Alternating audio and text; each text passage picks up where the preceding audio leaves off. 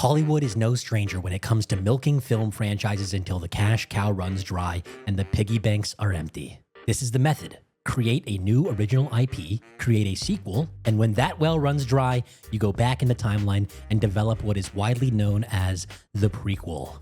And when it comes to prequels, the horror genre is ripe for the picking. Now, we've seen many IPs take this route when we look at the plethora of horror prequels in franchises like Saw, Ouija, Annabelle, The Purge, and many, many more. Typically, these films end up being perfectly serviceable installments, if not downright unnecessary cash grabs. But we could say the same thing for a smattering of original films as well. Now, what makes a horror film prequel feel truly necessary? Well, in my eyes, we need to have a couple of things established first. We need a unique and widely loved universe with iconic and recognizable ideas and a story that deserves rewinding the clock back in time in order to discover some sort of origins. Now, the franchise in question, A Quiet Place, perfectly tees up the idea of a prequel by having its original story set well beyond the original catastrophe that kicked off its own world of horror. We also have a unique and easily exploitable concept, alien monsters that can only hunt with the use of sound. So when I saw the previews for a prequel, A Quiet Place Day 1, I welcomed this idea and was open to buying a ticket, and buy a ticket I did. Now I'm showing you guys this poster I got from the opening night showing because, well, I like the design. It's got a silhouette of the New York City cityscape that also resembles a waveform graphic, like a sound wave graphic, which is cute. Also, I've been accused of somehow not seeing the movies that I review, which is utterly ridiculous because I literally have a Regal Unlimited Pass on my phone, and I take massive amounts of notes during most of my showings, especially when I'm going to do reviews. Well, usually only when I'm going to do reviews. And I often even see the films in question more than once if I care enough about the IP or the story. So don't come at me in the comments like that. It's an absolute bozo thing to say, to be honest. Now, anyways, let's talk about the film A Quiet Place Day 1. I'm going to do a spoiler-free review here, so let's keep it nice and tight. And if you want a full breakdown and rant, well, I'll do one of those soon enough. Just make sure you hit that like and subscribe button and comment down below, my absolute legends. And let's do this. Now, the premise of A Quiet Place Day 1 is exactly what you'd expect from the title. The story kicks off pretty quickly, showing the origins of the vicious, sound-whoring monsters from the original films.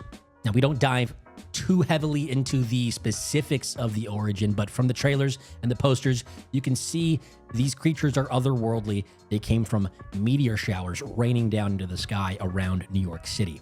Now, instead of being set in a more quaint setting like the originals, we're now thrust into the epicenter of the origins in the form of the bustling, bumbling, packed full of life New York City. Ironically, I have a New York jersey on today, and I actually did not plan to wear this for this review. I'm actually wearing this for a different video that I did for a client, but that's beside the point. Now, New York City is a fantastic setting for a completely chaotic origin story, and I actually, enjoyed this aspect of the story, of the setting. The film follows two main characters, our main girl, Lupita Nyong'o, playing a disease-ridden, dying character, Samira, and a secondary main character, Eric, played by Joseph Quinn, who's made famous for playing everybody's new favorite short-lived Stranger Things character, Eddie. I guess he's got a knack for the horror genre. Now, the acting from these two is honestly very fitting for the tone of the film, which is sort of a desperate yet endearing tale of human connection during a time of peril. Now, that side of the film actually worked well enough for me. The actual premise of the story outside of the raw experience of the origin of the demonic sound-whoring creatures is very simple. We follow two individuals who attempt to struggle their way out of a terrible scenario while grasping onto their final straws of humanity. What didn't work for me, however, was the horror. Honestly, the scenarios they were placed in were nowhere near as iconic and gripping as the original films in the franchise. And I believe if this film was released as the first one in the franchise, it would not have garnered the same respect and adorations of fans, sadly. I mean, there were moments that were supposed to be intense or sad and frightful, but my theater was just chuckling instead. Like the most audible response that we had in this showing was laughter. Nothing relating to being scared. I don't think anybody was actually scared during this movie, maybe outside of kids aged 9 and under. But even they were laughing with their parents. quite strange. It was almost awkward at certain points, and judging from my own internal reaction as well as the external palpable reactions from my audience, the film really missed the mark on the horror side of things. Now, if you're looking to be scared, this film probably isn't the film for you. But if you're a diehard fan of the franchise, you'll likely be pleasantly surprised that they managed to not this up while providing a perfectly inoffensive, serviceable installment to the Quiet Place franchise. Now, you see a cat in a lot of the marketing for this film, and ironically, the best part of the film for me was wondering how or when this cat was going to screw up and die a terrible, terrible death. But I will not be spoiling the answer to that question in this video. Now, the film was very focused on the shared survival of our two main characters, and for this, I say it's a perfectly fine date night style movie. But if you're an avid cinephile and you want a truly deep, profound, valuable experience, I doubt this is going to meet the challenge of such an appetite. In my opinion, this is a movie better left for streaming. And it really bothers me to say that because I want films to be better than this.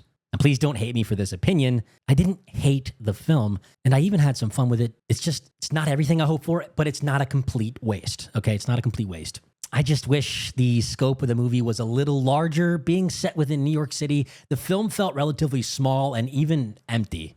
My appetite for sensational horror was also not fulfilled, as most of the sequences were just predictable or, for whatever reason, just not that scary.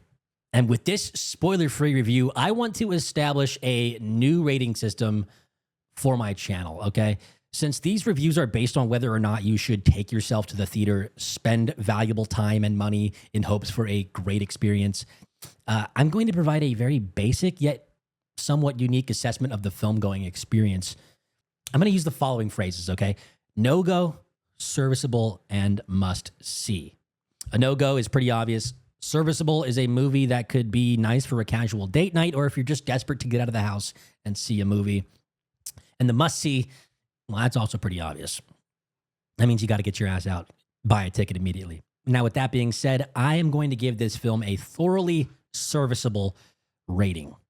I hope this review helped you decide on whether or not you should actually spend the money or wait for streaming. And that's really all I got to you guys today without spoiling the film. Now, like I said, if you do want a full breakdown, like, comment, and subscribe, I'll make a spoiler-free rant on this film. I've got a bunch of notes. I've got the plot in full detail on my phone, basically, from my showing. And I'm going to hang this poster up somewhere because I like the poster almost better than the movie. No, the poster's awesome. The movie's fine. That's all I got, guys. This has been Stark Cinema. Hit that like and subscribe. I love you 3000, and have a great day, my legends.